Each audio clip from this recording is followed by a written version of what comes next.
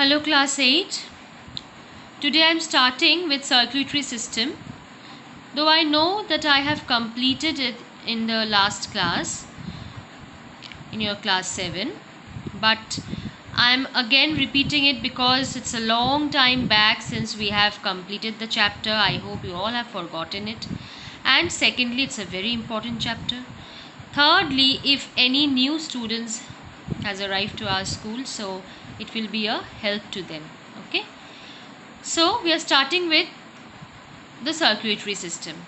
You know that all living organisms have a specific transport system because we need to transport each and every matter inside our body from one part of the body to another, and it happens with the help of this circulatory system.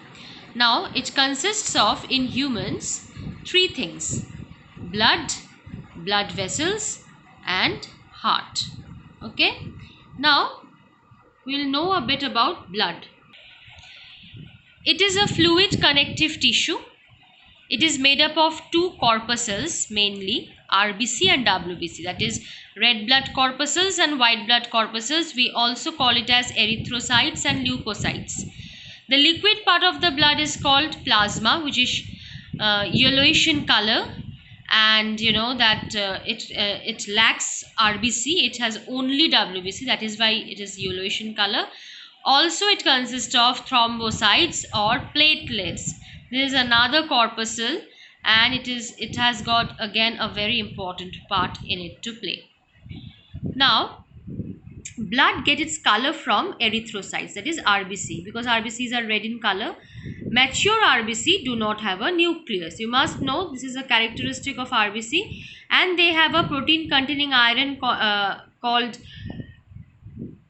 hemoglobin. Now this hemoglobin is actually a protein which is containing iron. That is why it is reddish in color, and that is why it imparts red color to the RBC, and in turn it imparts the red color to our blood.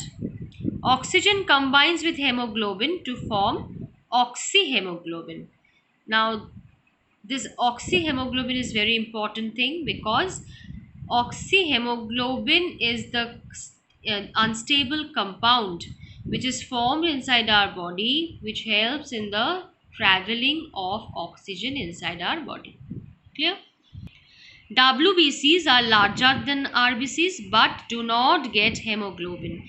They do have a nucleus, they do have a nucleus, and they have nucleus of different irregular shapes, and they do not have hemoglobin in them. That is why they are whitish in color, and their vital role is in protecting the body from infection, any disease causing germs. It may be bacteria, it may be virus. It acts towards them as foreign bodies and helps our body to protect from infections.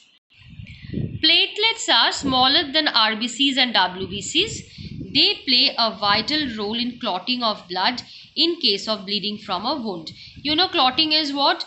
When we bleed from any injury or wound, then immediately you will see that after a few minutes the blood stops coming out. That is because of the clotting factor. So that is being played, a big role played by the platelets or thrombocytes. Now, main functions of blood: it transports nutrients after digestion, it transports oxygen to all the cells and brings carbon dioxide from the cells, it protects the body against disease carrying germs, it helps to maintain constant body temperature, and wastes are removed from the body by the blood. So these are the main 5 points which I have given as the function of blood. Now you know what is blood transfusion? The process by which the blood is transferred from one person to another is called transfusion. I hope you all have heard the blood donation camps, and if anybody has met an accident, severely injured, they need blood, they go to the blood bank for that. And you know, blood bank have their different blood group bloods in their stocks. So that is only possible because blood transfusion is there.